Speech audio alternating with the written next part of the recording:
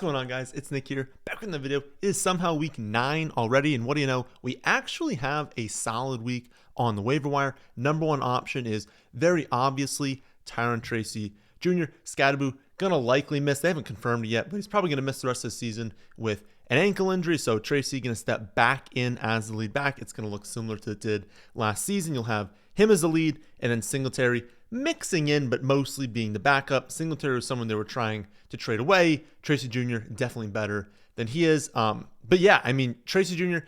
not going to be as good of a play as Scadaboo was. He's not quite as good of a player, but he's not bad. Like, he was still, this is his second season. He had a really good rookie season. I do think they'll lean on him. I don't think it's going to be anywhere close to a 50-50 split between him and Singletary. So I think most weeks, if you can land Tracy Jr. off free agency this week, and again, worth a number one claim, I'll go over Fab in a second. If you can land him, I feel like he's someone you can basically just play as a running back 2 every week. Sometimes, given the matchup, maybe he's a low-end 1. Sometimes maybe he's more of a flex option. But it's not like running back 2 right now is that deep. If you're getting an okay amount of touches, you have a decent role in the receiving game in the red zone to a point where you could catch a couple passes, you could score a touchdown, you're probably worth playing at running back 2 or at worst in the flex spot. And I think that'll be Tracy Jr. rest of the season. So I will do, I'll do 3 updates, an update today, tomorrow, the next day on the rest of the season rankings. So I don't know yet where exactly he'll rank, but my guess is he'll be a top 24 running back rest of season, because if you can consistently play him at that spot, that's where he's going to be valued at.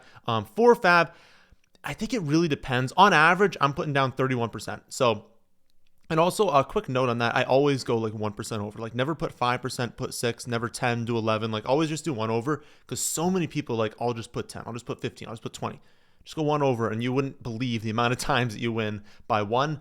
But yeah, I would say on average that. But let's say you're in a league where you've got a great running back 1, but you have nothing at running back 2. You just haven't been able to figure it out, or you've had injuries at that position, and you're like, that's the only spot on my team that I'm weak. I have great, a great quarterback, solid at tight end, great depth at wide receiver, a good running back 1, but I need that too.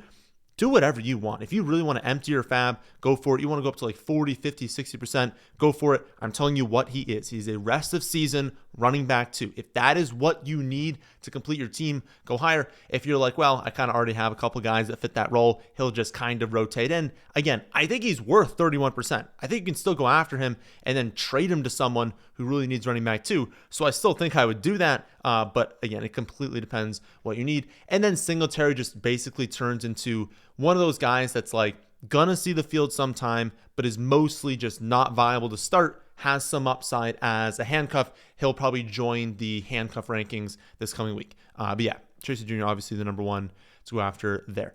Also an option behind him is Trey Benson.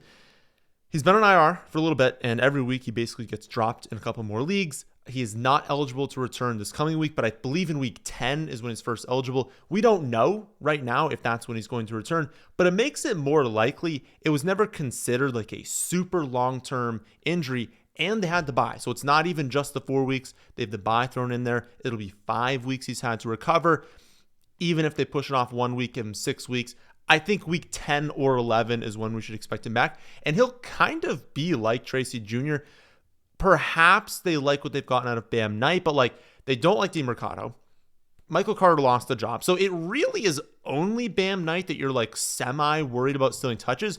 So I would consider Trey Benson, Tracy Jr. similar in value. It's just that you would spend the 1 claim on Tracy Jr. You'd spend more Fab on him, just because we know we get him this week, whereas we definitely don't get Benson back this week. We might not get him in week 10, and so now you're pushing it further and further, so of course you're going to lose value there. But I would say once they're both playing, they're both just solid guys to put into running back 2.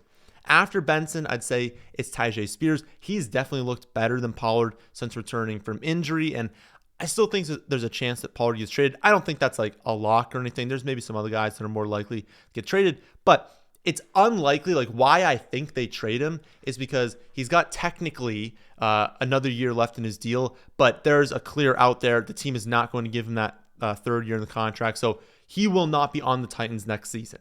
And so if you're the Titans and you're soft tanking, right? You're not trying to lose games, but you're not trying to win a ton of games, and you're definitely not trying to like play these veterans. Like if you're going to be playing guys and trying to win, do it with the rookies, right? You want your rookie tight end, your rookie wide receivers, your younger back that you might have a little bit long term. So you're not going to be giving a bunch of touches to Pollard. Like it just doesn't make much sense there. So I don't think it's like a lock that he's traded. I would say it's probably less than 50%. But if he is, of course, you get that upside for Tyjae Spears. And even if he doesn't get traded, like you're still getting last 3 weeks, 9, and 12 touches. You're adding in at least 3 receptions every week. So, that's not like a locked and loaded running back too. But if you could, lock in 10 to 12 touches, a couple of them in the receiving game, a chance at scoring a touchdown, he got the goal line touch this last week.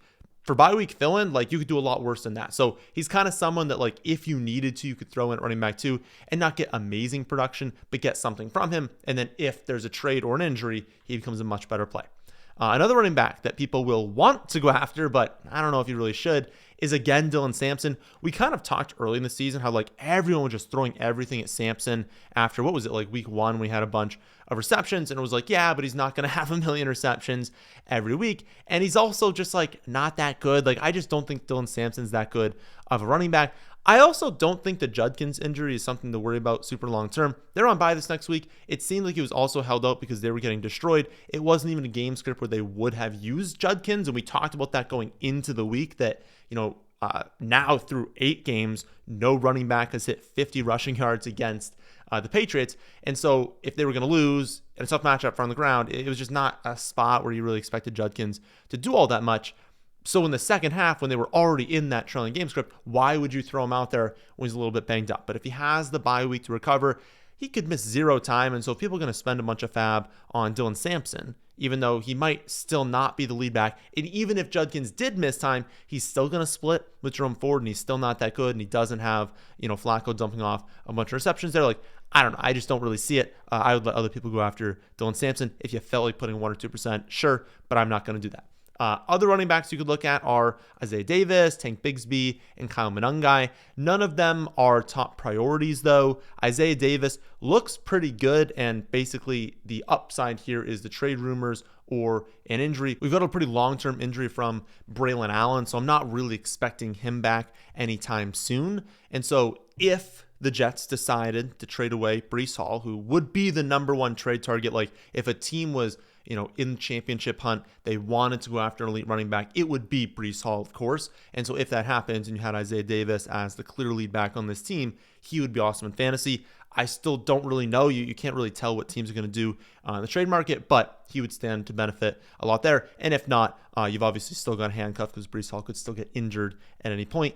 Tank Bigsby, this one's pretty thin. Honestly, you're going to see his name and people are going to be excited about him, but they're also on bye. And the groin injury from Saquon is definitely minor. Like he came out after the game and was like, don't worry about this. I'm not worried about it. I was more rested because of the box score. Like we were winning in the game. They didn't need him to go out there. And so he definitely downplayed the injury. And when I think he would play next week. And so given that they also have a bye next week, I seriously doubt he misses any time. But the one thing would be, I don't think, like maybe if no one goes after him, that's obviously better for you. But if you have Saquon and you're like, okay, Tank looked good and they traded for him because A.J. Dillon is not good. And then Shipley has been like fine, but he had the injury when they were trading for him. And he also just like seems to be more of like a change of pace back, someone that like you couldn't give Will Shipley, it seems, a bunch of touches if Saquon went down.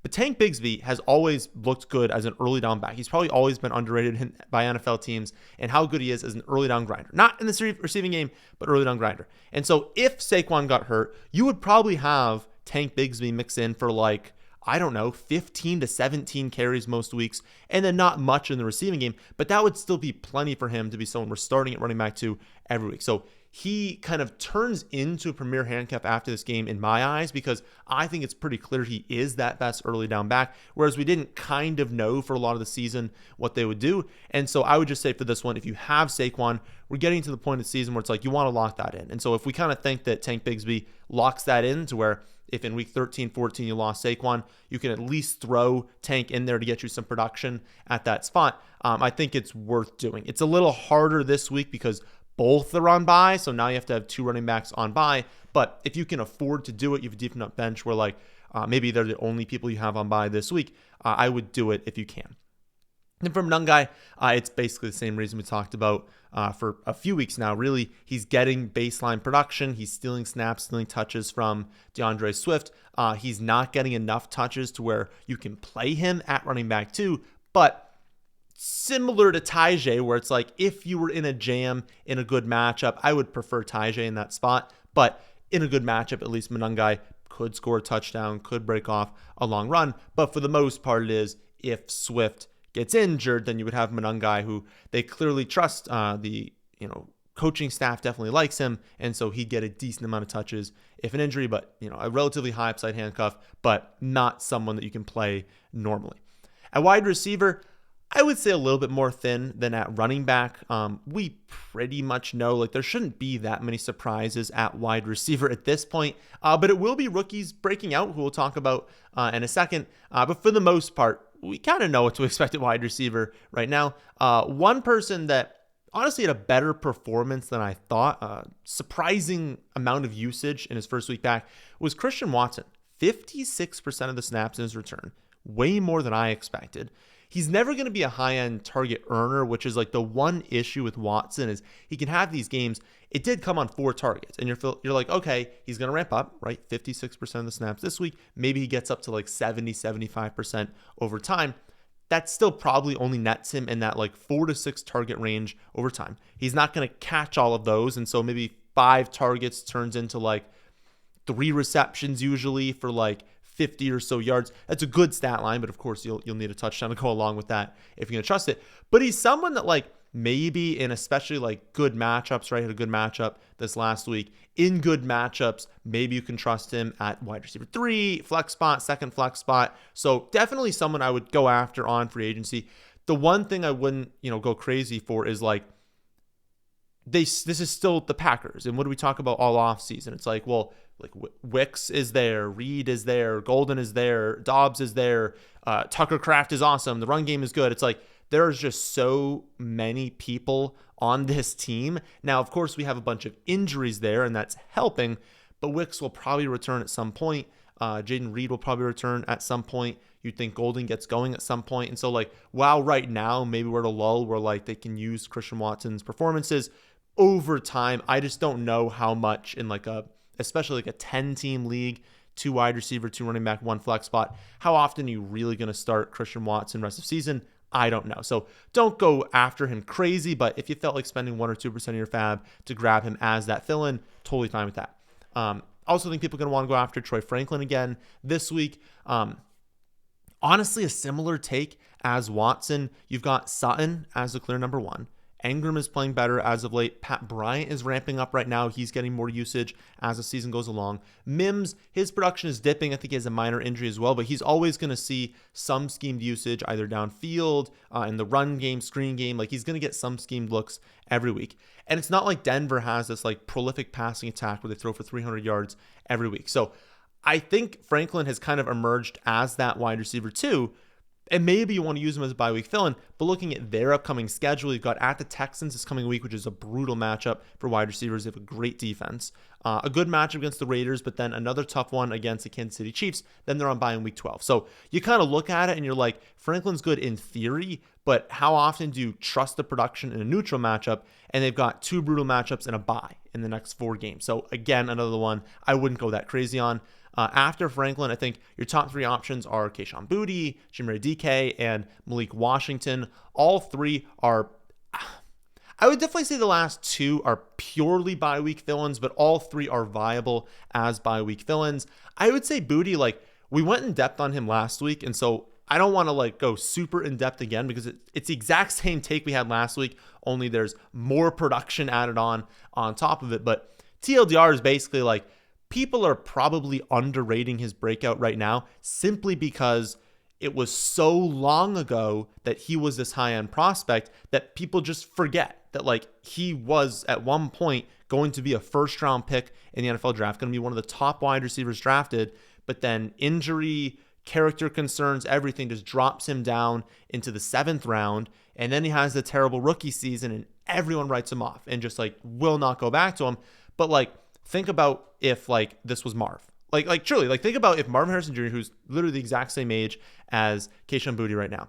Imagine if he had 3 straight games of 5 for 93 and 2, 2 for 55 and 1, 3 for 75 and 1 on a 6-2 team that's averaging the 7th most points per game in the season.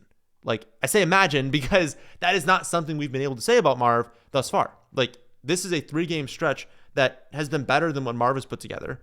The Patriots are better than the Cardinals are. They're scoring more points. They're just a better team. And so you start looking at things and you're like, this is a 23-year-old player that was at one point a first-round prospect who's playing really well in a deep threat and red zone role on a team that's scoring a ton of points. I don't know. I think we should be a little bit more excited about a guy who has now 3 consecutive games as a top 24 wide receiver. But it's likely that I'll probably talk about him again next week because people are just not adding him off free agency for some reason. So I would honestly say Boutte is probably the number 1 non-running back to go after this week.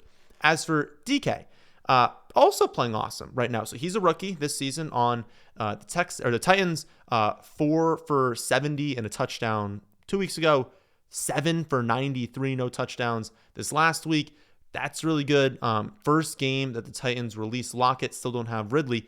Snaps jump up. And so that's been the problem with him thus far this season is he hasn't really had the snap share, right? That's why we've liked Alec Einamore because he's been on the field every play, right? And it's easier to break out as a rookie when you're on the field. But now that they release Lockett, they still don't have Ridley in the starting lineup. DK went up and he had a ton of snaps. He then played over Van Jefferson this last week. And honestly, when you play this well, when you have 4 for 70 and then 7 for 93, you're going to earn more snaps. So I think he's kind of locked in rest of season. I think it's just going to make it more likely for them to trade Ridley. So the Titans are just the trade team, right? Like I think Pollard could get traded away. I think Ridley could get traded away. Honestly, I think Chigakonkwo could get traded away with how much they like Gunnar Helm. So all are probably not going to get traded away. I don't think they'll cut loose all 3, but all 3 have a possibility. And if you get rid of Lockett and you trade away Ridley, and you do have DK as a full-time wide receiver on a team that's going to be trailing a ton and hopefully Cam Ward plays better as the season goes along.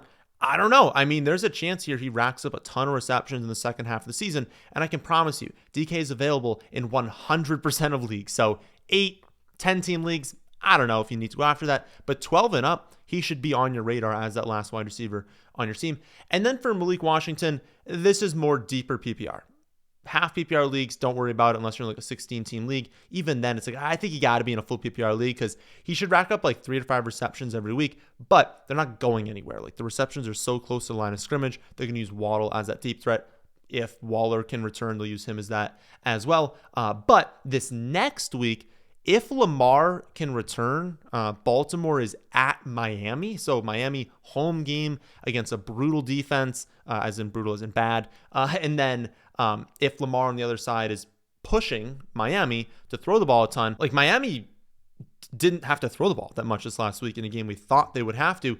But if they actually have to drop back and throw it, we could see Malik Washingon rack up 6 or 7 receptions. That's probably only going for 60 or 70 yards. But if he has a touchdown on that, that's a great game for, again, another player available in a ton of leagues. So full PPR, yes. Half PPR, still probably wouldn't do it. As for tight ends, it's actually super thin. Like at this point, if you didn't add Gatson, you didn't add Fannin, you didn't add Mason Taylor, you didn't add any of them, any of the other breakups we've had this season, it's kind of on you at this point if you haven't figured out tight end at any point. But obviously, if they're available, go after them. Behind them, I mean, I think Juwan is fine. He's put together back-to-back solid games. My worry about Juwan Johnson is 19, 14, and 3. That's the point total so far, the last 3 games for the Saints. They're now turning to Tyler Shuck, who, let's be honest, is not good. Honestly, I think it's a lock that Shuck is just worse than Spencer Rattler. I think they had to do it. I don't think it was a bad call, like benching Rattler, going with Shuck. But this is a 7-year rookie quarterback who never really did that good in the 7 years, or 7-year college quarterback. Like, he is a very old rookie. We have a lot of data that shows us that Shuck is just not that good. Maybe he'll be as productive as Rattler, but the odds are the Saints are just going to be terrible rest of season. And so I think Juwan can rack up these receptions, but I'm not pumped about it because, again, we still have Taysom Hill. Taysom Hill is still going to take these touchdowns. I don't know if the touchdown upside for Juwan is that great. And if the team's scoring 1 touchdown every week, that's not amazing. similar-ish concerns with Gunnar Helm, but as we talked about a second ago, I think it's probably the thinnest that Chig is traded. I think it's probably Ridley 1, Pollard 2, Chig 3, but who knows? They could trade away Chig. They want Gunnar Helm to be the tight end of the future for this team.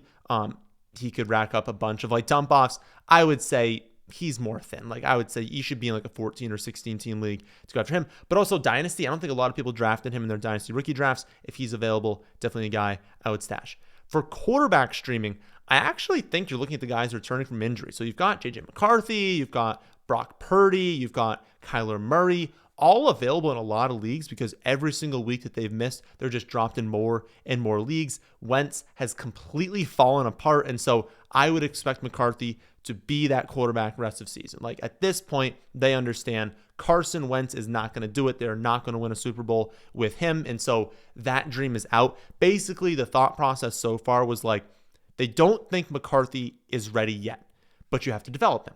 And so you don't want to rush him back from injury because Wentz was playing okay. And it's like, okay, let's figure out, can Carson Wentz be our quarterback for like a playoff and championship team? At this point, you have figured out the answer is absolutely no. And so because that's the case, and because Carson Wentz will not be the quarterback of the future, bench Wentz rest of season, you go with McCarthy. And even though he's not a quarterback right now that'll probably bring you to a Super Bowl, you develop him and you figure out the answer of, okay, but can he be next year and the year after? So he will be the quarterback rest of season. I do think he could have played this last week, but now he'll be good to go. And you know what?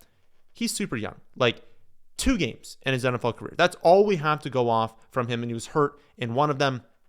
He's got to figure out a way to stay healthy, but he's got an amazing coaching staff around him. He's got great skill players around him. The Vikings have the number 1 remaining strength of schedule for quarterbacks, number 1 playoff strength of schedule. So I don't know that I would go after him being like, I'm definitely starting him rest of season.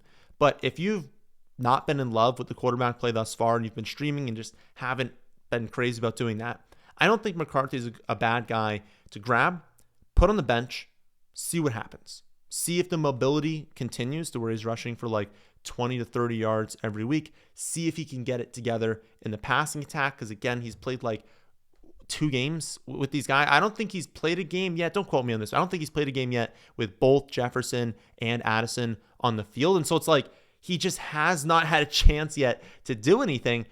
There's still a chance that he's good in fantasy. So I would definitely look to stash him. The upside is there for sure, but the floor is also still very low. As for Purdy, we know he's a good quarterback, and we know this team is going to slowly get healthier as the season goes along. I don't know yet. They're not going to rush him back from this injury because the setback rate is really high. They want to make sure he's good to go. But once Purdy does return, he's going to be, probably a weekly low-end quarterback 1 with the potential to be a high-end quarterback 1 in some matchups, especially once you have Pearsall back. And then eventually in the season, like to close the year, they're going to have Pearsall back and they're going to have Ayuk back with Kittle fully healthy, hopefully, and McCaffrey, Jawan Johnson. Like this is going to be a very, very, very good offense once everyone's healthy. You just don't really know when that's going to happen.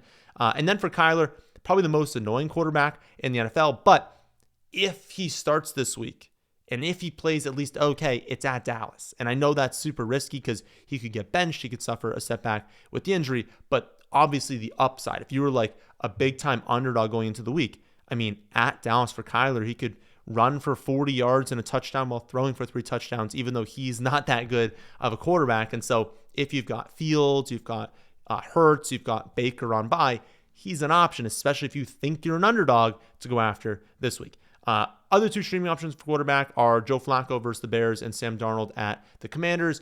I'll have the first run of projections up tomorrow. You can take a look at those. I don't know exactly where they're going to end up, but those are 2 I'd be fine streaming, and I'd be fine just like going after either one of those 2 and just starting the week with them at quarterback and then figuring it out after that. If you wanted to just go out, add Flacco, put him into that spot, and then see, rest of the week, do you want to stick with Flacco or go with someone else? I think that's totally viable. I think they'll probably both be like high-end quarterback 2s. Then finally, streaming defense this week. For what feels like the millionth week in a row, it's good options. Like I really think that like streaming defense is pretty solid this week. You've got Rams versus the Saints. I think, again, the projection will be live tomorrow. I think right now this is probably roughly the order it will be among options that are actually available in leagues. Rams home versus the Saints. Patriots home versus the Falcons. Top 2, I think that's pretty locked in as a top 2 I'd go after. If not, Packers versus the Panthers feels like a clear top 3. Chargers at the Titans, if it was home, it'd be a little bit better. But it's the Titans. Like, they implode like every single week. And so you can go with the Chargers there. Slightly weaker defense than the Rams, Patriots, and Packers, though. Lions versus the Vikings. Only hesitation there is like if McCarthy has a good game, if they don't turn the ball over, you're not going to get that great of production, because also like this could be a high scoring game. So that's not great, but Lions have a good defense. They're coming off by, and McCarthy could just be bad. And then the Jaguars at the Raiders. You don't love that it's on the road, but you do love that it's against the Raiders, although they'll be coming off the bye. And the Jaguars probably have the weakest defense among the ones I've listed. But again, as I said, just look at the rankings. Also, I want to reiterate what I said last week. Your goal is not to find a defense and play them regardless of matchup. There's a pretty clear bottom, 5 to 7 teams in the NFL this season, and a pretty clear bottom 4. You really want to just be playing the defense that plays against them. I don't even care if they're that bad of a defense, unless they're absolutely horrible. Find whoever is playing against the bad teams and just stream that defense. You're better off rest of the season doing that. I will get the rest of season defense table up on the website soon, probably this week. But again, your goal is to stream defense every week and not worry about playoffs yet. I think you're probably worried about playoffs in week 11, 12. That's when we'll start to look at the fantasy playoffs, look at the matchups there, and begin maybe stashing defenses for that.